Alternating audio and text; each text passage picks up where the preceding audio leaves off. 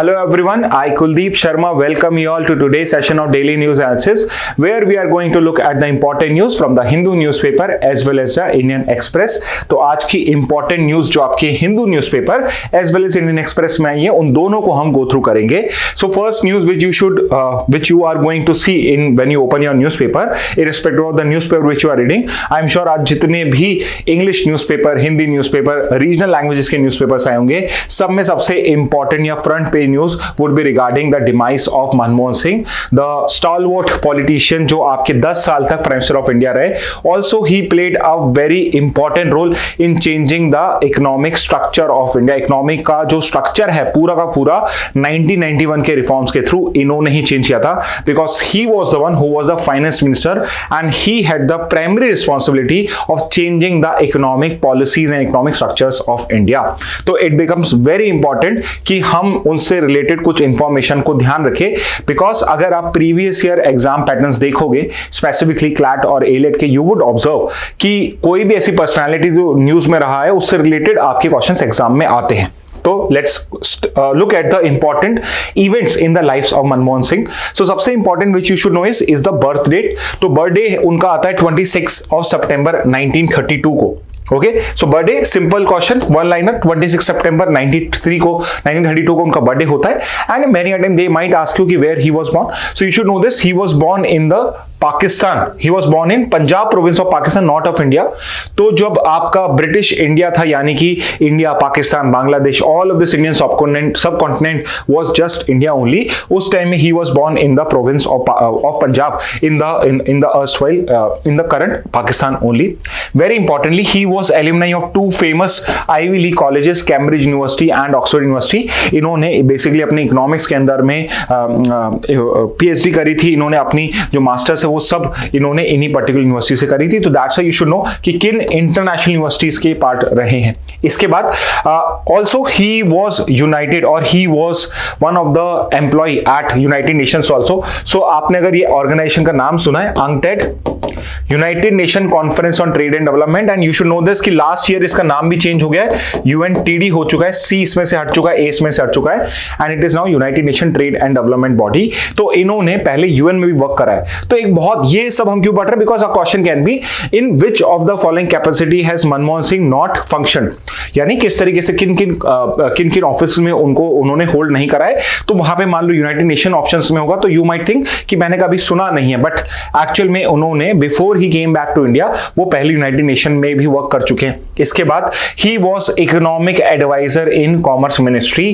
तो सबसे पहले इनकी जो जॉब गवर्नमेंट ऑफ इंडिया में लगी तो कॉमर्स मिनिस्ट्री के अंदर he was appointed as an economic adviser. तो बेसिकली इंडिया की जो कॉमर्स रिलेटेड पॉलिसीज होती हैं उन सब में he was working as an economic adviser. इसके बाद उनको जो प्राइमरी पोस्ट, जो बहुत इंपॉर्टेंट पोस्ट उन्हें मिली, that was the chief economic adviser post to government of India. यहां पे वो पहले सिर्फ कॉमर्स मिनिस्ट्री में इकोनॉमिक एडवाइजर थे, then he became the chief economic adviser to government of India for 5 years. And remember this is the post, ये chief economic adviser वाली ही पोस्ट होती है जो आपका हर साल का इकोनॉमिक सर्वे होता है.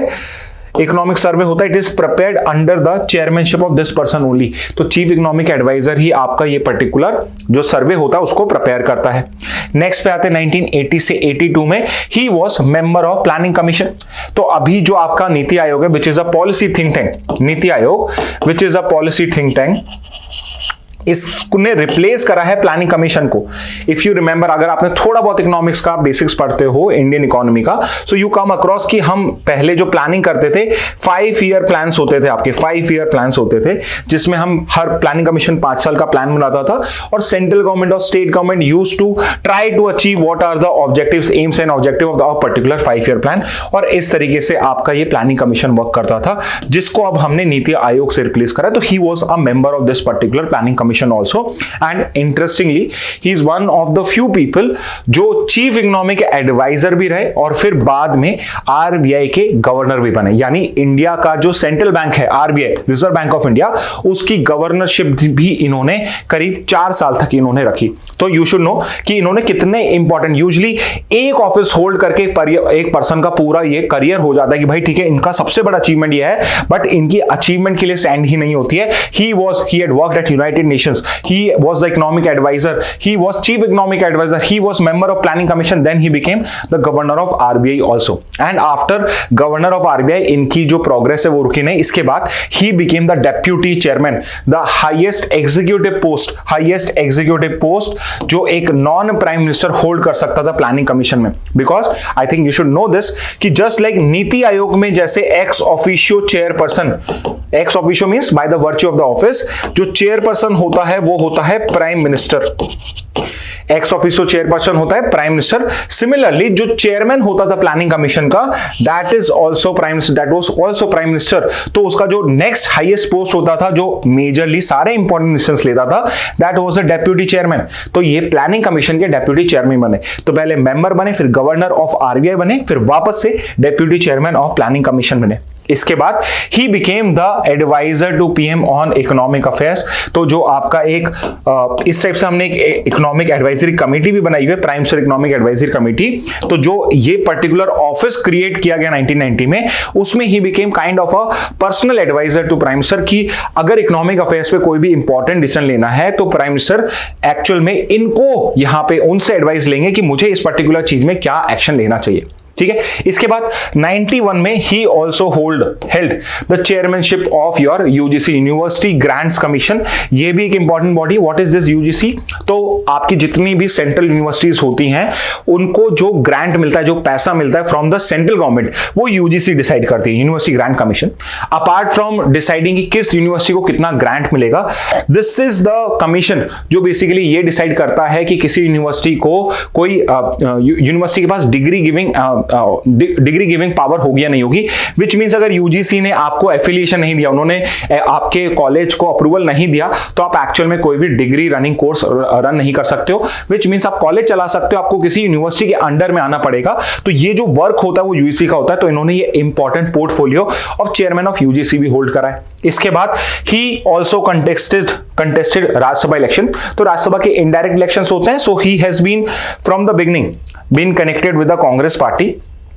तो 1991 में इन्होंने पहली बार राज्यसभा इलेक्शन कंटेस्ट करे फ्रॉम असम से इन्होंने कंटेस्ट करे. तो obviously he won this particular election and this election is also important because this is the election जिसके बाद में ही became the finance minister of India also. तो 1991 से लेके टिल ही रिटायर्ड मतलब जब इन्होंने एक्टिव पॉलिटिक्स से रिटायरमेंट लिया. 2014 वाज द लास्ट टाइम जब वो प्राइम मिनिस्टर तक रहे थे. तो इन्होंने इतने साल 2013 से लेके फिर 6 ईयर 2019 तक इन्होंने होल्ड करा. उसके बाद he did not contest election. 1991 में ही बिकेम द 22nd, तो ये नंबर भी इंपॉर्टेंट है आपके लिए, ही became the 22nd finance minister in PV Narasimha Rao government. तो 1991 ईयर है ये एक आई वुड से एक टर्निंग पॉइंट था इंडिया का, स्पेसिफिकली इंडिया की इकोनॉमी के लिए. सो 1991 जो है it is I would say कि 1947 के बाद there were certain also important years की बीच में बहुत कुछ हुआ होगा. बट 1991 वाज द ईयर जब हमने टोटली इकोनॉमिक स्ट्रक्चर को चेंज किया. एंड आई एम श्योर कुछ को हिंट भी मिलना स्टार्ट हो गया क्या कि I am talking about the LPG reforms, liberalisation, privatisation, globalisation. 1991 was the year जब सोवियत यूनियन अर्सवाइल रशिया का ब्रेकअप हुआ. और उस ब्रेकडाउन की वजह से यहाँ पे क्या हुआ कि जो इंडिया को सपोर्ट मिलता था सोवियत से वो मिलना एंड हो गया. तो इस वजह से क्या हो रहा था, कुछ ऐसे हमें एक्शंस लेने कंपलसरी हो गए जिस वजह से उनको अब ये चीज करनी पड़ी. तो 1991 में जो ये इंपॉर्टेंट डिसीजंस ले गए, it was under the finance ministership of your Manmohan Singh only. And you should know this that at that time the prime minister was PV Narasimha Rao. So he also played a very important role during these particular reforms. तो 1991 में he was the finance minister जो भी reforms करे गए. और नई industrial policy भी आई. तो पहले आपके हर चीज के लिए आपको लाइसेंस लेना पड़ता था. There was a quota system कि आप अगर आप शुगर मिल रन कर रहे हो तो गवर्नमेंट ये डिसाइड करती थी कि आप कितनी शुगर प्रोड्यूस कर सकते हो, कितनी मिनिमम प्रोड्यूस करी जाएगी, कितनी मैक्सिमम कर सकते हो. मिनिमम समझ में आता है, मैक्सिमम कि भाई आप इससे ज्यादा प्रोड्यूस ही नहीं कर सकते चाहे आपके पास में शुगर केन पड़ा हुआ हो. बट एक कोटा सिस्टम होता था. तो इस टाइप की जो हमारी पॉलिसीज थी, ये सब पॉलिसी के चेंज होने का जो काम है वो भी 1991 से स्टार्ट हुआ. इसके बाद he was leader of opposition in Rajya Sabha. So 1998-2004 जब आपकी फर्स्ट टाइम अटल बिहारी वाजपेयी की गवर्नमेंट आई, एनडीए गवर्नमेंट आई, उस पर्टिकुलर पीरियड में he was leader of opposition in Rajya Sabha. तो एक क्वेश्चन जो आपको मुझे अभी आंसर करना है इन द कमेंट बॉक्स वो ये है कि लीडर ऑफ राज्यसभा करंटली कौन है, currently who is the leader of opposition in Rajya Sabha, and if possible तो आप लोकसभा का भी बता दीजिए, लीडर ऑफ अपोजिशन इन लोकसभा कौन है एंड इन राज्यसभा कौन है respectively. And finally he also obtain the second highest position of the Indian government executive में, प्रेसिडेंट के बाद आई वुड से 2004 से 14 में, यानी 10 साल तक 2 टर्म्स इन्होंने as a prime minister fulfil करे, and he is the fourth longest serving prime minister of India after your Jawaharlal Nehru, then Indira Gandhi and Narendra Modi, and fourth is this prime minister, and interestingly he is also the first Sikh prime minister of India also. Okay, तो ये कुछ important life events and career landmarks हैं। I would say कि एक चीज भी आप life में अचीव कर लो तो it's a big deal, but उनका जो सीवी है वो एंड होने का ही नाम नहीं लेता। तो ये था life and career, and we are still left with a lot of things to discuss about the reforms which he has undertaken, जो अब हम देखेंगे। So moving on to the reforms which were undertaken by the governments under Manmohan Singh as finance minister and later as prime minister, those are also important points which we are going to cover. तो सबसे पहले जो सबसे important जो life decision उनके life का आप कह सकते हो एटलीस्ट जिसने इंडिया पे इंपैक्ट करा, these were the LPG reforms of 1991, and do not think LPG which stands for liquefied petroleum gas, यहां पे LPG stands for liberalisation, privatisation and globalisation. Liberalisation का मतलब क्या है यहाँ पे कि जहां पे आपको हर चीज के लिए परमिशन लेनी पड़ रही थी, there was an higher authority से परमिशन लेनी है, अब मैंने लिबरल कर दिया है। सेकेंड इज प्राइवेटाइजेशन, प्राइवेटाइजेशन मतलब कि यहां पे हम जो सेक्टर्स है उनको प्राइवेट सेक्टर के लिए ओपन करेंगे, गवर्नमेंट का जो रोल है, गवर्नमेंट की कंपनीज उनको प्राइवेटाइज करेंगे, एट द सेम टाइम जो डिफरेंट सेक्टर्स सोच रहे हैं इकोनॉमी के उनको हम प्राइवेट सेक्टर के लिए ओपन करेंगे। And third is globalisation. Globalisation का मतलब क्या है कि बेसिकली पहले आपकी जो एक्सपोर्ट और इंपोर्ट था वो लिमिटेड होता था, अब हम एक्सपोर्ट और इंपोर्ट को, या ग्लोबलाइजेशन यानी गुड्स का एक्सपोर्ट इंपोर्ट हो गया, एंड सिर्फ गुड्स का ही नहीं, सर्विसेज का भी, कैपिटल का भी, पब्लिक का भी, उसका भी हम एक्सपोर्ट इंपोर्ट स्टार्ट करेंगे। So these were the LPG reforms of 1991। Okay, इसके अलावा वेरी इंपॉर्टेंटली डीवैल्यूएशन ऑफ रूपी। अभी डीवैल्यूएशन ऑफ रूपी क्या होता है, तो अभी आप न्यूज में देख सकते होगे कि अभी न्यूज में आया है कि आपका $1 है, उसने $1 is equivalent to now 85.27 rupees. और डू यू नो कि 1947 में what was the value of $1? तो 47 में $1 की वैल्यू होती थी ₹1 के बराबर, यानी आप $1 में भी वही बाय कर पा रहे हो जो ₹1 में बाय कर पा रहे हो। बट आज क्या हो चुका है, आप $1 में वो बाय कर पाओगे जो इंडिया में आप 85 रुपीज में बाय कर पाओगे। तो ये चीज होती कैसे थी? ऐसा तो था नहीं कि 1947 में $1 में आप जो बाय कर रहे हो यूएस में उतना ही आप इंडिया में बाय कर पाओगे, बट दिस वाज बिकॉज कि उस टाइम में जो रुपी होती थी उसकी वैल्यू आरबीआई डिसाइड करता था, इट वाज रेगुलेटेड। मार्केट नहीं डिसाइड कर रहा है कि मैं ₹1 की क्या वैल्यू रखूंगा और $1 की क्या रखूंगा, यहां पे आरबीआई डिसाइड करता था। तो ये जो पर्टिकुलर चीज है ये भी हमने चेंज करी बाय डीवैल्यूएशन ऑफ रूपी, यानी अब हमने मार्केट फोर्सेस को थोड़ा बहुत कंट्रोल किया, धीरे धीरे हमने मार्केट फोर्सेस पे छोड़ दिया कि रूपी की एक्चुअल वैल्यू क्या होगी।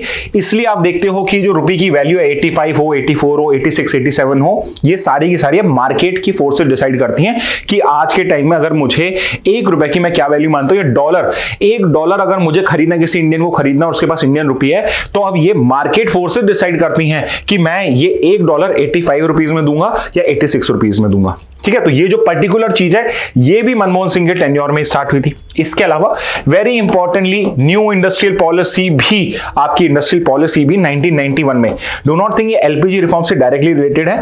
फाइनेंस बिल या बजट जो आया था वो अलग आया था आपका, और ये रेजोल्यूशन था जो इंडस्ट्रियल पॉलिसी रेजोल्यूशन था ये अलग से आपकी आई थी। इसके अंदर में जैसे मैंने आपको बताया एलपीजी में ट्रेड लाइसेंसेस मैंने रिमूव कर दिए, लिबरलाइजेशन में कोटा रिजीम मैंने जस्ट आपको समझाई थी कि शुगर की मिल्स को बताया जा रहा है, कोई स्कूटर्स बना रहा है उसको बताया जा रहा है, कोई सिलेंडर बना रहा है उसको बताया जा रहा है कि आप एक साल में कितने सिलेंडर्स बना सकते हो।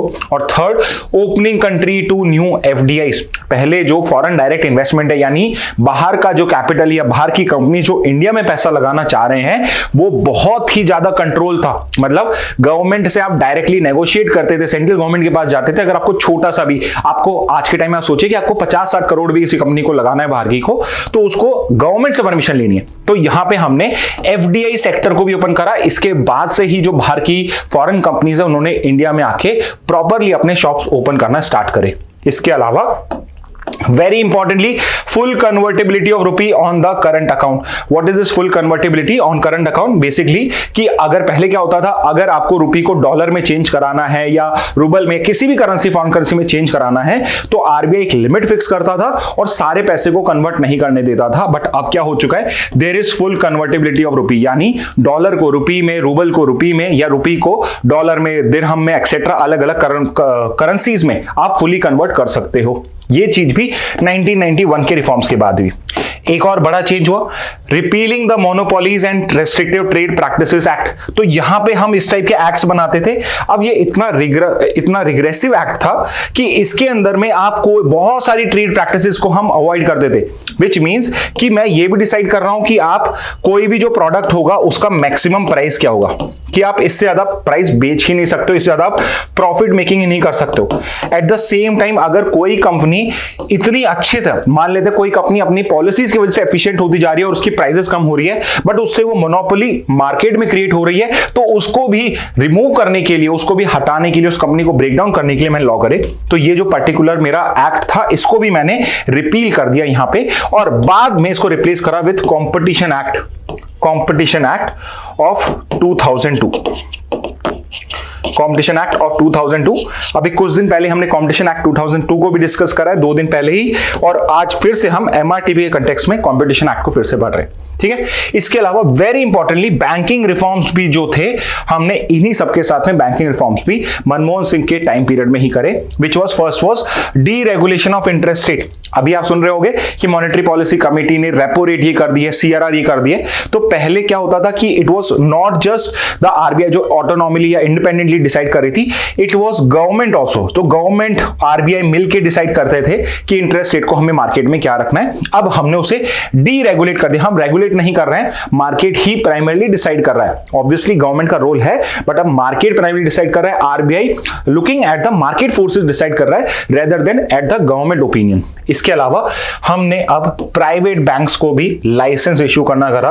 तो यानी कि इंडिया के अंदर में भी जो कोई डोमेस्टिक बैंक स्टार्ट करना चाहता है प्राइवेटली, तो प्राइवेट बैंक्स को भी यहां पे हमने स्टार्ट करा. इसके अलावा पब्लिक लिस्टिंग ऑफ बैंक्स, यानी कि अब जो बैंक्स हैं वो पब्लिकली लिस्टेड हैं, स्टॉक मार्केट पे आप उनके शेयर्स को बाय कर सकते हो. तो ये चीज भी आपकी वहीं से स्टार्ट हुई. इसके अलावा और क्या करा हमने, इसके अलावा जो आपके पीएसयूज हैं, पब्लिक सेक्टर अंडरटेकिंग, यानी गवर्नमेंट कंपनीज हैं, उनको हमने डिसइन्वेस्ट करना स्टार्ट करा. मतलब कि जो पहले शेयर होल्डिंग आपकी सिर्फ गवर्नमेंट के पास होती थी, अब हमने उसको डिसइन्वेस्ट करके पब्लिक को, प्राइवेट लोगों को बेचना स्टार्ट कर दिया. And very importantly market reform, stock market के रिफॉर्म्स भी आपके 1992 के पीरियड में ही स्टार्ट हुए थे. तो सबसे पहला मार्केट रेगुलेटर सेबी जो 1989, security and exchange board of India, जो ओरिजिनली 89 में आया था, 1992 में सेबी एक्ट 1992 के थ्रू हमने उसे और भी ज्यादा ऑटोनॉमी प्रोवाइड करी मार्केट के अंदर में. सेकंड, एफआईआईस, एफडीआईस के अलावा फॉरेन इंस्टीट्यूशनल इन्वेस्टर्स. अब एफडीआई और एफआईआई में फर्क क्या होता है, तो एफडीआई यूजुअली कंपनीज खुद से करती हैं, बट एफआईआईस में कई हाई नेटवर्थ इंडिविजुअल्स हो सकते हैं, या ये प्रॉपर कंपनीज होती हैं, इंस्टीट्यूशंस होती हैं, जिनका काम ही होता है कि किसी एक कंट्री का पैसा दूसरे कंट्री में बल्क में लगाना और उससे इंटरेस्ट या उससे पैसा जनरेट करना. तो एफआईआईस जो थी, इनको भी इंडियन स्टॉक में for the first time invest करने को करा गया. तो ये मेन डिफरेंस होता है एफडीआई और एफआईआई में. एफडीआई डायरेक्टली सेक्टर में जाके, यानी जमीन पे जाके इन्वेस्टमेंट करते हैं. एफआईआईस जमीन पे नहीं इन्वेस्ट कर रहे होते, वो स्टॉक मार्केट में डिफरेंट कंपनीज को पैसा देके अपना पैसा बनाते हैं और इनडायरेक्टली मार्केट के अंदर में यहां पे इन्वेस्ट करते हैं. ओके, तो ये सारे के सारे जो रिफॉर्म्स आप देख रहे हो, ये सब मनमोहन सिंह के टेन्योर के टाइम में ही, यानी as a finance minister and leader as a prime minister हुए. इसके अलावा अगर स्पेसिफिकली उनके प्राइम मिनिस्टर के टाइम के, प्राइम मिनिस्टरशिप के टाइम के अगर उनके इनिशिएटिव देखें, तो फर्स्ट टर्म और सेकंड टर्म उनके 2 टर्म्स रहे. फर्स्ट टर्म में जब आपका UPA first, United Progressive Alliance first, यानी कांग्रेस और उसके सपोर्टिंग पार्टीज ने मिलकर जो गवर्नमेंट क्रिएट करी थी, वो 2004 से 9 में था. एंड बहुत इंपॉर्टेंट इन्होंने कुछ चेंजेस लेकर आए. सबसे important MG NREGA act, the very famous Mahatma Gandhi national rural employment guarantee act, जिसमें आप नरेगा एनआरईजीएस स्कीम को आपने स्टार्ट किया था, जिसमें आप रूरल एरियाज में 100 डेज का गारंटीड वेज एम्प्लॉयमेंट देते हो, दिस वाज इनिशिएटेड और started during this particular tenure, यानी प्राइम मिनिस्टर जब नरेगा को यहां पे आपने इनिशिएट किया was Manmohan Singh. Next is national rural health mission 2005 में रूरल हेल्थ को फोकस करते हुए हमने एक इनिशिएटिव स्टार्ट किया था, जो आज के टाइम में सबसे इंपॉर्टेंट इनिशिएटिव है रूरल हेल्थ से रिलेटेड, वो भी आपके इसी टेन्योर में स्टार्ट हुआ था। Very importantly right to information act of 2005, यानी हर सिटीजन के पास में इंफॉर्मेशन मांगने का एक अधिकार होगा, उसका राइट होगा। ये जो पर्टिकुलर लेजिस्लेशन है ये भी हमने 2005 में during first tenure of Manmohan Singh as prime minister ही लॉन्च किया था। Right to education act of 2009, यानी एजुकेशन का भी स्टैट्यूटरी राइट हमने इसी पर्टिकुलर टेन्योर में देना स्टार्ट करा था। वेरी इंपॉर्टेंटली आपका यूआईडी है, unique identification authority of India, जिसने बाद में जाके आधार को स्टार्ट किया। जो आधार कार्ड है, आधार कार्ड एक्चुअल में सेकंड टेन्योर में आया था, बट यूआईडीएआई जहां पे हम एक आईडी की बात कर रहे थे, एक आइडेंटिफिकेशन आईडी बनाने के लिए एक अथॉरिटी क्रिएट करने की बात थी, वो भी फर्स्ट टेन्योर में स्टार्ट हो गया था। और उसके बेसिस पे the idea of direct benefit transfer, यानी जो भी बेनिफिट गवर्नमेंट देना चाहती है डायरेक्टली वो बैंक अकाउंट में ट्रांसफर होगा, ये पर्टिकुलर इनिशिएटिव भी इन्हीं के फर्स्ट टेन्योर के अंदर में आया था। सेकेंड टर्म 2009 से 2014, this was also a very important term, because इस पर्टिकुलर टर्म के अंदर में हमने कुछ इंटरनेशनल डीलिंग्स एक्सेट्रा करी थी, जिसमें सबसे इंपॉर्टेंट था एक civil nuclear agreement with the United States. अब ये एक बहुत बड़ा चेंज था in the foreign policy of India. Why? Because अब यहां पे हम यूएस के साथ डायरेक्टली इन्वॉल्व हो रहे थे। 1991 से पहले we were considered to be more closer to Soviet Union, but अब हम यूनाइटेड स्टेट्स के भी क्लोज हो रहे थे। और ये सिविल न्यूक्लियर एग्रीमेंट इंडिया की ग्रोइंग डोमिनेंस को या उसकी प्रेजेंस को शो करता है इंटरनेशनल स्फीयर में, इंटरनेशनल रिलेशन में। व्हाई? बिकॉज इसमें अगर मैं थोड़ा बैकग्राउंड में जाऊं, 1998 में हमने पोखरण सेकेंड आपका न्यूक्लियर टेस्ट किया था, पोखरण सेकेंड न्यूक्लियर टेस्ट। और जब हमने ये न्यूक्लियर टेस्ट कंडक्ट किया सो बहुत सारी वेस्टर्न कंट्रीज ने हम पे इकोनॉमिक सैंक्शंस लगाए, बिकॉज आपकी एक ट्रीटी है nuclear non proliferation treaty, nuclear non proliferation treaty 1968 की, जो ये कहती है कि सिर्फ 5 कंट्रीज जिनके पास में इस पर्टिकुलर ट्रीटी से पहले यानी 60s में जिनके पास न्यूक्लियर वेपन आ गए थे, सिर्फ वही हो सकते, विच मींस कि जिनके पास में न्यूक्लियर वेपन नहीं है वो न्यूक्लियर वेपन टेस्ट नहीं कर सकते हैं। India did not sign this, India ने इसको साइन नहीं किया है। इन सबको हम बाद में कभी डिटेल में पढ़ेंगे। इंडिया ने इसको साइन नहीं किया है और इंडिया ने बोला, इंडिया ने इसको साइन ना करके भी 98 में न्यूक्लियर टेस्ट कर दिया। अब न्यूक्लियर टेस्ट कर दिया तो उस पर इकोनॉमिक सैंक्शन इस टाइप से लगने स्टार्ट हो गए। तो यहां पे यूएस जो इस टाइप के सैंक्शन में सबसे आगे होता है, हमने उसके साथ एग्रीमेंट करा फॉर सिविल न्यूक्लियर डील, और India became the only country जिसने एनपीटी को साइन नहीं किया, नॉन सिग्नेटरी, एनपीटी को साइन भी नहीं करा है। और इसके अलावा ये न्यूक्लियर फ्यूल को ट्रेड कर सकता है। अगर आपको कोई न्यूक्लियर वेपन बनाना है या आप लेट से कोई सिविल न्यूक्लियर प्लांट भी करते हो पावर बनाने के लिए, तो उसका आपके लिए न्यूक्लियर पावर चाहिए, न्यूक्लियर फ्यूल चाहिए, और इंडिया के पास न्यूक्लियर फ्यूल नहीं है। अब ये जो एनपीटी ट्रीटी है वो सिंपली ये कहती है कि अगर आपने साइन नहीं करी है तो आप किसी भी ऐसी कंट्री से ट्रेड नहीं कर सकते हो जो बेसिकली न्यूक्लियर फ्यूल रखता है। India has become the only country by this particular agreement कि जो नॉन सिग्नेटरी भी है एनपीटी का, जिसने एनपीटी को साइन भी नहीं करा है और उसके बाद भी वो न्यूक्लियर फ्यूल में ट्रेड कर सकता है। तो ये जो एक इंपॉर्टेंट डेवलपमेंट था इंडिया का when it signed the civil nuclear agreement with United States. इसके अलावा सेकेंड टर्म के अंदर में एक और इंपॉर्टेंट रोल क्या हुआ, एक और इंपॉर्टेंट चीज हुई थी आपकी नेशनल फूड सिक्योरिटी एक्ट, जिसके अंदर में हम फ्री ऑफ कॉस्ट या बहुत ही मिनिमल प्राइस पे ₹1, ₹2, ₹3 पे आपके राइस, व्हीट और पल्सेस को देते हैं to the poorest people of India. तो नेशनल फूड सिक्योरिटी एक्ट भी आपका 2009 में इनके ही टेन्योर में आया था। And third is the co founder of BRICS. तो India also initiated this particular international organisation known as BRICS organisation. ये भी आपके second tenure of Manmohan Singh में ही आपने स्टार्ट किया था। ओके तो ये कुछ की इनिशिएटिव हो जाएंगे आपके, जो बेसिकली आपके मनमोहन सिंह के टेन्योर के अंदर में फर्स्ट और सेकंड टेन्योर में आपने साइन करें।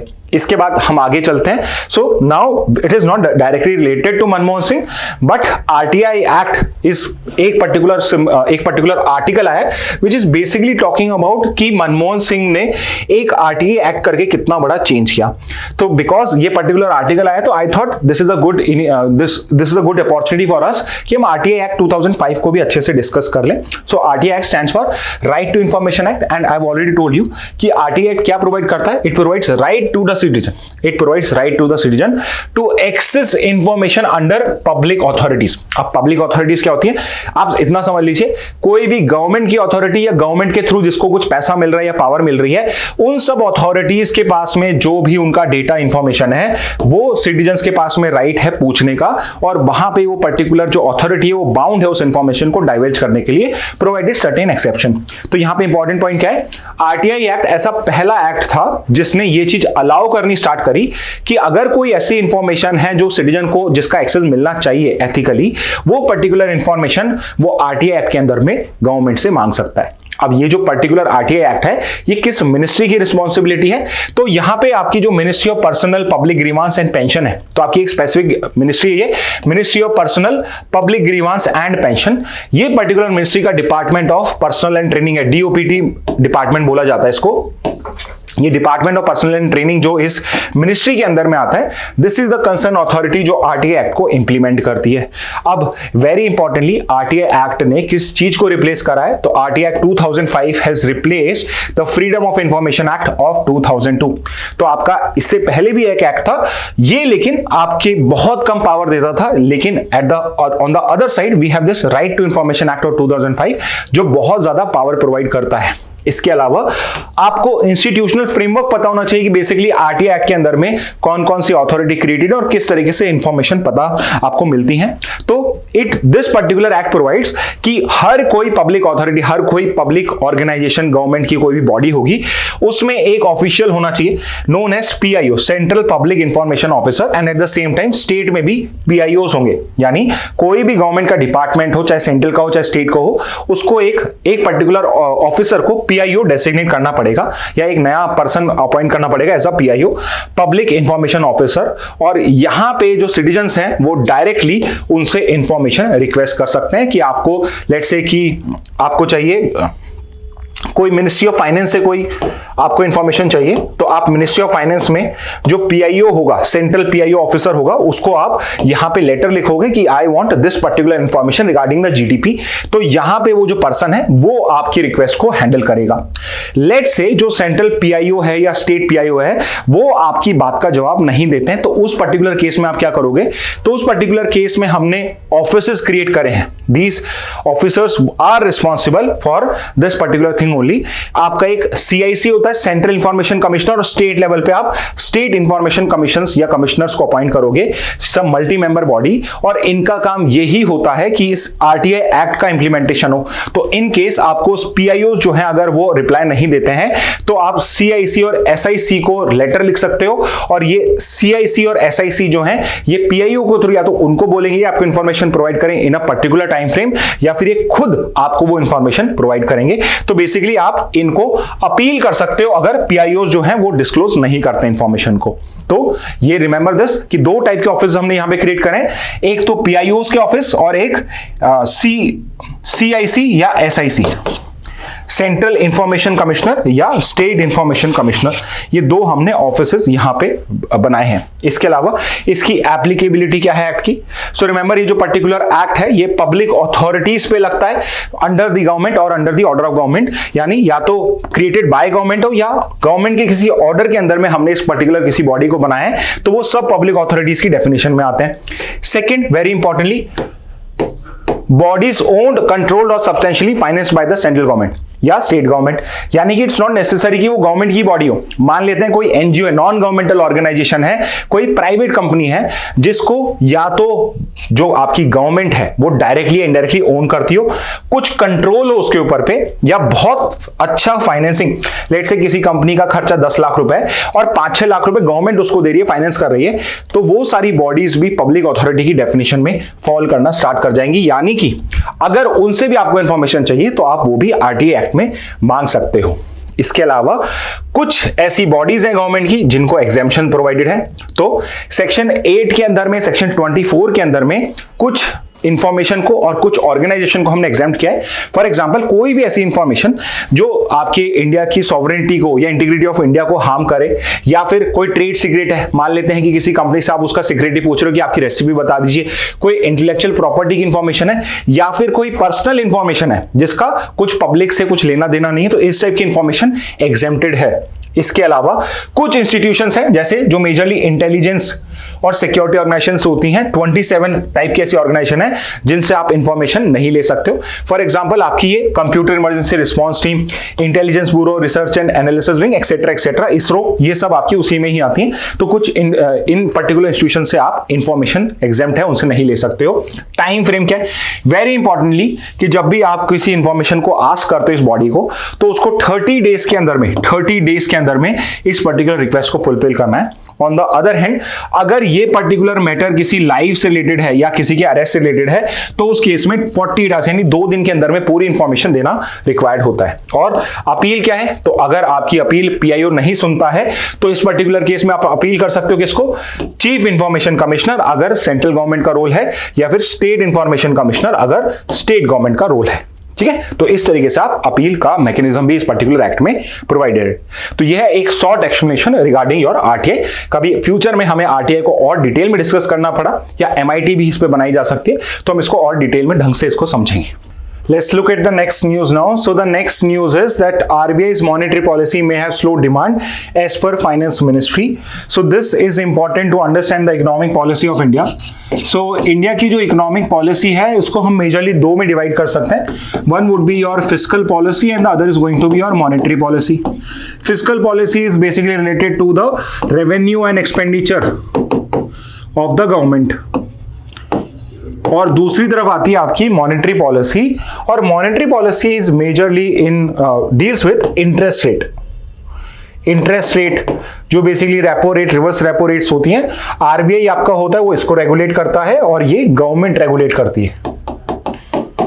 अब यहां पे इंपॉर्टेंट बात यह है कि यहां पे गवर्नमेंट ये कह रही है, फाइनेंस मिनिस्ट्री कह रही है कि आरबीआई की जो मॉनेटरी पॉलिसी है इसने डिमांड को स्लो करा है, मतलब जो आपकी इकोनॉमी में स्लो डाउन है उसके लिए मॉनेटरी पॉलिसी रिस्पॉन्सिबल है। एंड उसका रीजन क्या है कि जो मॉनेटरी पॉलिसी होती है, आप इंटरेस्ट रेट डिसाइड करते हो डिपेंडिंग कि आप इंटरेस्ट रेट को हाई रखते हो या लो रखते हो, उसी पे डिसाइड होता है कि गवर्नमेंट या आपके इकोनॉमी में लोन्स की डिमांड बढ़ेगी या नहीं बढ़ेगी। और इंटरेस्ट रेट जब आप हाई रखते हो तो ऑब्वियसली कम लोग लोन लेंगे, तो अगर लोन कम लिए जा रहे हैं तो कम वहां पे कम फैक्ट्रीज लगेंगी, कम फैक्ट्रीज लगेंगी तो कम लोगों को एम्प्लॉयमेंट जनरेट होगा, यानी कि इकोनॉमी में कम पैसा होगा। एट द सेम टाइम अगर इंटरेस्ट रेट कम होगा तो यहां पे लोग ज्यादा लोन लेंगे तो मार्केट में ज्यादा पैसा लगेगा, मार्केट में ज्यादा पैसा लगेगा तो वहां पे आपका ज्यादा एम्प्लॉयमेंट जनरेट होगा, तो वहां पे आपकी डिमांड बढ़ेगी। But at the same time अगर लोगों के पास पैसा ज्यादा होगा तो वो खर्चा ज्यादा कर रहे हैं, इसके साथ ही क्या हो रहा है, महंगाई भी बढ़ रही है, इन्फ्लेशन भी बढ़ रही है। तो आपकी जो मॉनेटरी पॉलिसी जो आरबीआई बनाता है वो मेजरली इन्फ्लेशन को सोच के बनाता है कि भाई इन्फ्लेशन या जो महंगाई है वो एक लेवल से ऊपर नहीं जानी चाहिए, और अभी इन्फ्लेशन पहले ही हाई है। इस वजह से जो आपका आरबीआई है वो इंटरेस्ट रेट को हाई करके बैठा है, वो रिड्यूस नहीं कर रहा है। तो यहां पे आपकी जो फाइनेंस मिनिस्ट्री गवर्नमेंट की वो ये कह रही है कि ये जो पर्टिकुलरली इन्फ्लेशन कंट्रोल करने के लिए इंटरेस्ट रेट जो इन्होंने हाई कर रखी है उस वजह से मार्केट में स्लो डाउन है, rather than any job of the fiscal policy. But at the same time we have to realize कि this is not a proper argument, simply because आप देख पा रहे हो फिस्कल पॉलिसी में जहां पे रेवेन्यू और एक्सपेंडिचर की बात होती है, गवर्नमेंट का जो एक्सपेंडिचर है वो अभी रिसेंट टाइम में कम हुआ है और गवर्नमेंट का रेवेन्यू वो गवर्नमेंट बढ़ाती जा रही है। रेवेन्यू कैसे बढ़ता है? टैक्स से, और गवर्नमेंट जो है वो आपका इनकम टैक्स भी बढ़ाता जा रहा है, eight the same time GST etcetera इनकी रेट्स भी इंक्रीज होती जा रही हैं। And this is primarily your GST and your income tax, जिस वजह से लोगों के पास पैसा कम हो रहा है। तो ऑब्वियसली आपका इंटरेस्ट रेट है वो भी आपके डिमांड के ऊपर पे फोर्स डालता है, उस पर को इम्पैक्ट करता है। But at the same time आपके जो टैक्स के रेवेन्यूज हैं, जो जीएसटी बढ़ाया जा रहा है, आईटी बढ़ाया जा रहा है, इससे भी आपकी जो पॉलिसी है उसमें डिफरेंस आ रहा है। नेक्स्ट न्यूज पे मूव करते हैं। Statue of Mahatma Gandhi unveiled at Veera Soudha. तो this is a place in Belgaum, is a place in Karnataka, और वहां पे अभी 1924 का जो सेशन हुआ था कांग्रेस का, उसके 100 इयर्स कंप्लीट होने पे एक इवेंट ऑर्गेनाइज करा जा रहा है और महात्मा गांधी का स्टैच्यू वहां पे लगाया गया है। एंड महात्मा गांधी का क्या जॉब है या क्या रोल था 1924 में बेलगांव कांग्रेस सेशन में? तो जो 1924 का बेलगांव सेशन था, ये नॉन कॉपरेशन मूवमेंट के बाद पहला कांग्रेस का सेशन था। सो नॉन कॉपरेशन मूवमेंट जो 1920s में आपकी कांग्रेस ने इनिशिएट करा था, which was basically related to वहां पे बॉयकॉट से, कि हम कॉपरेट नहीं करें गवर्नमेंट से। 1922 में चोरा चोरी इंसिडेंट की वजह से उसे एंड करा था, एंड वो महात्मा गांधी ने एंड करा था। और 1922 में बिकॉज उन्होंने कुछ आर्टिकल्स लिखे थे अपनी एक मैगजीन में, यंग इंडिया, उस फॉल्सी ग्राउंड पे ऐसे ही झूठा केस बना के सेडिशन के अंदर में उन्हें 6 साल के लिए जेल कर दी गई थी। बट 2 साल बाद ही 24 में उनको हेल्थ रीजन से उनको वहां से निकाल दिया गया। और 1924 में जब कांग्रेस का बेलगांव सेशन हुआ, रिमेंबर जो अभी कर्नाटका में है, पहले in British India it was part of Bombay state का ये पार्ट होता था। तो जब यहां पे 1924 में सेशन हुआ, this is the only Congress session जहां पे महात्मा गांधी ने इसको प्रिसाइड करा। कांग्रेस के किसी और सेशन को महात्मा गांधी ने प्रिसाइड नहीं करा है। This was the only session जहां पे महात्मा गांधी ने प्रिसाइड करा। इसलिए 1924 का कांग्रेस सेशन जो बेलगांव का है, वो महात्मा गांधी से डायरेक्टली कनेक्ट होता है। एंड बिकॉज महात्मा गांधी का सोशल इश्यूज पे बहुत फोकस होता था, ये जो पर्टिकुलर बेलगांव का कांग्रेस सेशन है, ये भी सोशल इश्यूज को इसने प्राइमेसी दी और फोकस था अनटचेबिलिटी के ऊपर पे, सैनिटेशन के ऊपर पे, खादी प्रमोशन पे, and importantly over Hindu Muslim unity also. And इन्होंने एक बहुत इंटरेस्टिंग डिसीजन भी लिया। कांग्रेस पार्टी की अगर आपको मेंबरशिप लेनी है, उसकी जो कॉस्ट है, जो आपको उसका प्राइस देना पड़ रहा है, वो 90% तो रिड्यूस कर दी। फॉर एग्जांपल, अगर उस टाइम में 100 रुपीज थी, तो अब सिर्फ 10 रुपीज में आप कांग्रेस के मेंबरशिप बन सकते हो। तो उससे क्या हुआ कि जो सिर्फ एलिट हैं या जो पैसे वाले हैं, सिर्फ वो ही कांग्रेस के मेंबर्स नहीं, एक नॉर्मल ह्यूमन बीइंग, एक नॉर्मल पर्सन भी, वो भी इसको कर सकता है। लेट्स से कि 100 रुपीज, सोचिए पहले 100 रुपीज हर कोई नहीं अफोर्ड कर पा रहा, अब सिर्फ 10 रुपीज है। यानी कि मैंने कांग्रेस को एक मास पार्टी बनाने की तरफ मूवमेंट स्टार्ट कर दिया। So now Congress was going to be a mass party, and this was a big change in the Congress organization. So that's why this Belgaum session was in news. इसके बाद next पे आते हैं।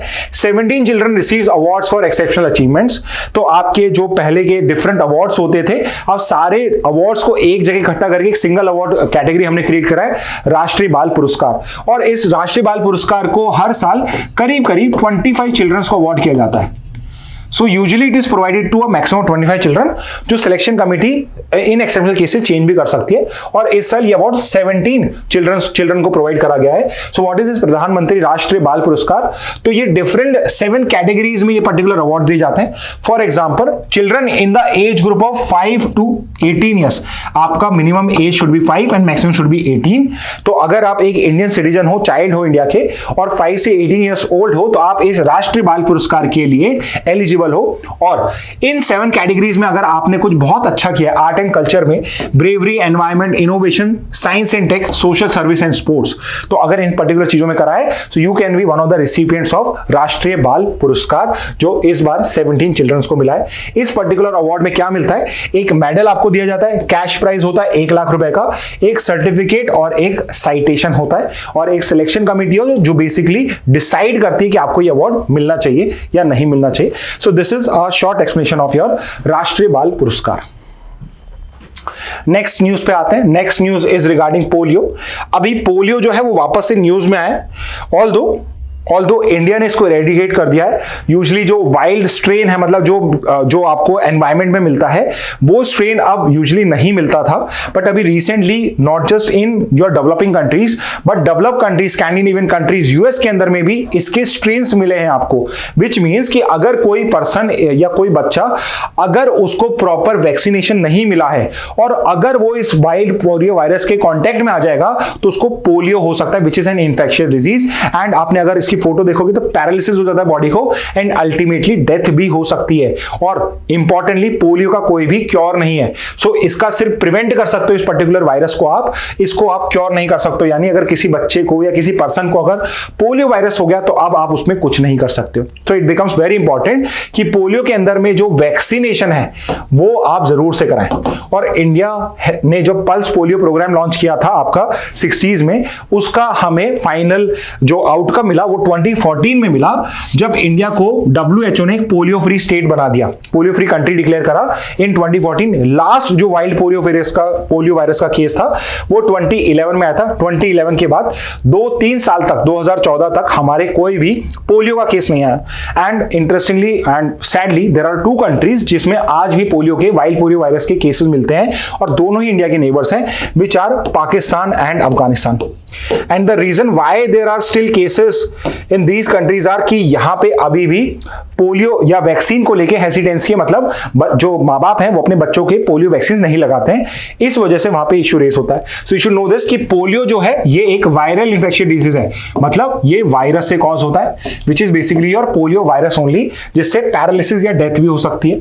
Remember, virus जो wild polio virus होता है वो 3 type का होता है, स्ट्रेन मतलब 3 टाइप्स कह सकते हो आप उसके, which is type 1, type 2 and type 3। तीनों ही आपको इरेडिकेट करने हैं, जिसके बाद में आपके केसेस नहीं होंगे। ट्रांसमिशन यूजुअली कैसे होता है?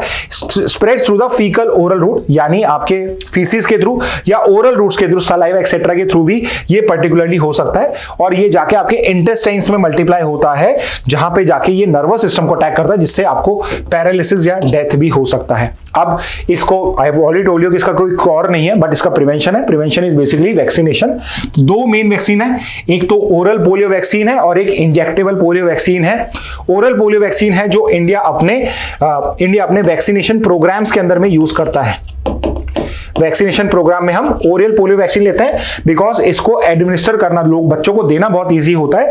इंजेक्टेबल पोलियो वैक्सीन में आपको इंजेक्शन लगाना है, तो आपको एक एक्सपर्ट या जिसको नर्सिंग का थोड़ा बहुत आइडिया है वो ही इसको कर सकता है। However the issue with oral polio vaccine is कि इससे वाइल्ड पोलियो वायरस से तो आपकी बचाव होता है, बट अगर किसी बच्चे की या किसी पर्सन की इम्यूनिटी वीक हो तो उसको vaccine derived polio virus cause हो सकता है। तो ये 2 टाइप की वैक्सीन होती हैं। इंडिया का पोलियो फ्री स्टेटस 2014 में था। ओके, सो एक ये इंपॉर्टेंट आर्टिकल आया। फाइनली एक और न्यूज हम देखते हैं, what is the Ken Betwa river linking project, why is it controversial. तो as has been the custom कि हम दोनों न्यूज़पेपर की न्यूज कवर करते हैं, तो मेजरली सारी जो न्यूज हैं वो आपकी ओवरलैप्ड हैं, बट ये एक न्यूज आपकी जो इंडियन एक्सप्रेस में अच्छे से कवर है, it is the Ken Betwa river linking project. So as the name suggest, river linking project is basically कि 2 रिवर्स हैं जो एक दूसरे से कहीं भी ज्वाइन नहीं होती, इनको लिंक किया जा रहा है। तो यहाँ पे ये मैप अगर आप देखोगे तो यहाँ पे एक बेटवा रिवर है और एक आपकी केन रिवर है, जिसमें एक आपका एमपी इन्वॉल्व है और यूपी इन्वॉल्व है। इन दोनों को यहां पे इंटरकनेक्ट किया जा रहा है। मेजरली यहां पे जो केन रिवर है उसका रिवर बेटवा रिवर को दिया जाएगा, बिकॉज इट इज बिलीव्ड कि बेटवा रिवर जो है वो कई बार रेन डेफिशिएंट हो जाती है, वाटर डेफिशिएंट हो जाती है, और केन में अगर वाटर सरप्लस होगा तो वो बेटवा रिवर को आप कर पाओगे। मेजर एरिया जो इससे बेनिफिट करेगा, it is going to be the Bundelkhand region. Bundelkhand जो रीजन है आपका उत्तर प्रदेश और एमपी की बॉर्डर पे आता है ये पूरा रीजन, और ये जो पर्टिकुलर रीजन है, ये पूरा का पूरा रीजन जो है ये बुंदेलखंड है, और ये ड्राउट प्रोन है। यहाँ पे बहुत ज्यादा ड्राउट्स होते हैं, बिकॉज यहाँ पे रेनफॉल जो होती है वो बहुत ही प्रॉपरली नहीं होती, उस वजह से रेन डेफिशिएंट बहुत ज्यादा हो जाता है। तो यहाँ पे इस पर्टिकुलर रिवर को इंटरकनेक्ट करके हम यहाँ का जो इरिगेशन पोटेंशियल है उसको इंक्रीज कर सकते हैं। अब ये जो रिवर लिंकिंग प्रोजेक्ट है, क्या ये एक ऐसा एक्सक्लूसिव प्रोजेक्ट है या ऐसे और भी प्रोजेक्ट्स हैं? सो इंडिया ने रिवर लिंकिंग प्रोजेक्ट को एक इंपॉर्टेंट पार्ट माना है इन इट्स नेशनल प्लानिंग, और इसके लिए हमने एक प्लान भी बनाया था इन द ईयर 1980। तो 1918 में हमने एक प्लान बनाया फॉर इंटरलिंकिंग रिवर वाटर, ठीक है। और ये जो पर्टिकुलर प्लान है इसमें हमने 30 रिवर लिंकिंग प्रोजेक्ट्स को इनिशिएट करा है। 14 तो आपकी हिमालयन रिवर्स हैं और 16 हम पेनिनसुलर रिवर्स को यहां पे लिंक करेंगे, यानी total of 30 reverse would be interconnected through this national perspective plan since 1980। Okay और इसमें जो केन बेटवा लिंकिंग प्रोजेक्ट है ये पहला रिवर लिंकिंग प्रोजेक्ट है, यानी इससे पहले आपका कोई भी प्रोजेक्ट नहीं हुआ। इसके अलावा जो एक और प्रोजेक्ट अप्रूव करा गया है वो राजस्थान हरियाणा इंसुलेट करता है, Kali Sindh Parvati Chambal river linking project. Again I repeat, Kali Sindh river Parvati and Chambal interlinking project. Kali Sindh और जो पार्वती रिवर है इसको चंबल के थ्रू इसमें पानी दिया जाएगा, सो दैट राजस्थान गुजरात और ये जो स्टेट्स हैं इनका जो वाटर का डेफिसिट है उसको नॉन रेनी सीजन के अंदर में चंबल के वाटर के थ्रू यहां पे यूज करा जा सके और इरिगेशन पोटेंशियल को इन रीजन्स को इंप्रूव किया जा सके। तो केन बेटवा रिवर प्रोजेक्ट जो है वो फर्स्ट रिवर लिंकिंग प्रोजेक्ट है under this NPP. It aims to transfer water from the Ken river to the Betwa river, both of which are tributaries of Yamuna river. Interestingly दोनों की दोनों ही यमुना रिवर की ट्रिब्यूटरीज हैं, बट यहां पे केन के पास इट इज बिलीव कि केन रिवर में ज्यादा पानी रहता है, तो जब भी वाटर डेफिशिएंसी होगी बेटवा रिवर में तो इंटरलिंकिंग प्रोजेक्ट के थ्रू केन वाटर को बेटवा रिवर को ट्रांसफर कर दिया जाएगा। और इसमें मेजरली टारगेट है Bundelkhand region, which is one of the region जो ड्राउट प्रोन है, and it is one of the regions जहां पे one of the most number of farmer suicides भी होती हैं, and this is a region जो उत्तर प्रदेश और मध्य प्रदेश शेयर करते हैं। सो बुंदेलखंड जो एक वो ज्योग्राफिकल एरिया है जो यूपी और एमपी दोनों की बॉर्डर स्टेट्स में आता है। What would be the benefit of such a project? Obviously, it's going to provide water for irrigation. Second, drinking water supply. Drinking water issues भी बुंदेलखंड में होते हैं। Mitigates floods and droughts. तो floods से कैसे बचाएगा? तो जब भी केन में पानी ज्यादा होगा तो बेटवा में ट्रांसफर करके केन के जो आपके डाउनस्ट्रीम रीजन्स हैं उन सबको आप फ्लड से बचा सकते हो, और ड्राउट जब भी होगा तो वहां पे पानी प्रोवाइड करके आप ड्राउट से बचा सकते हो। And obviously hydro electricity power also, because dam build किए जाएंगे और जब भी वाटर ट्रांसफर होगा तो उस पर्टिकुलर वाटर को आप डैम्स को टरबाइंस को भी रन करके इलेक्ट्रिसिटी प्रोड्यूस कर सकते हो। ठीक है, तो ये हो जाएगा। But what are the controversies related to this particular project? So although socio economic benefits हैं, बट इसके एनवायरमेंटल इश्यूज भी होंगे, बिकॉज जब आप ये पर्टिकुलरली आप ये प्रोजेक्ट को लॉन्च करोगे आपको डैम्स क्रिएट करना पड़ेंगे, और उन डैम्स को क्रिएट करने के लिए आपको पन्ना टाइगर रिजर्व में से 98 स्क्वायर किलोमीटर एरिया को सबमर्ज करना पड़ेगा, यानी एक बहुत बड़ा आपका जो फॉरेस्ट एरिया है वो आपको लॉस करना पड़ेगा। Loss of 2 to 3 million trees, 2 से 30 लाख ट्रीज हैं वो के कट होंगे, और टाइगर्स, घड़ियाल और वल्चर्स जो हैं इनको भी यहां पे आपको थ्रेट होना स्टार्ट हो जाएगा। डिस्प्लेसमेंट ऑफ कम्युनिटीज, ऑब्वियसली इस एरिया में जो लोग रहते हैं, जो ट्राइबल पॉपुलेशन रहती है वो भी डिस्प्लेस होगी, तो उनको भी हमें कहीं और जाके स्टैब्लिश करना पड़ेगा। और प्रोटेस्ट हो रहे हैं बिकॉज कंपनसेशन भी नहीं है, कंपनसेशन की वजह की भी प्रॉब्लम होंगे। दूसरा हाइड्रोलॉजिकल इश्यूज क्या है?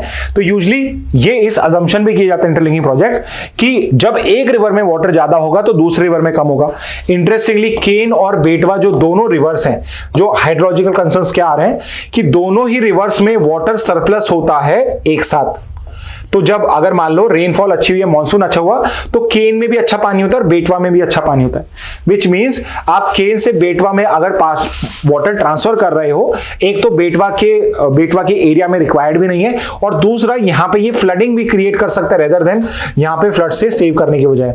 एंड दूसरा, अगर यहां पे मानसून अच्छा नहीं होता है तो ना ही केन के अंदर में अच्छा पानी है ना ही बेटवा में अच्छा पानी है, विच मींस कि it's very hard to believe कि यहां के जो फार्मर्स है जो केन का रिवर कर रहे हैं, दे वुड नॉट प्रोटेस्ट अगर उनका वाटर जो है वो वाटर डेफिसिट के अंदर में बेटवा में शेयर किया जाता है। Eight the same time economic viability के भी इश्यूज हो रहे हैं, बिकॉज सुप्रीम कोर्ट ने जो एक बॉडी बनाई थी उसने बोला था कि इसका एक ऑल्टरनेटिव हमें डिसाइड करना चाहिए rather than working on this.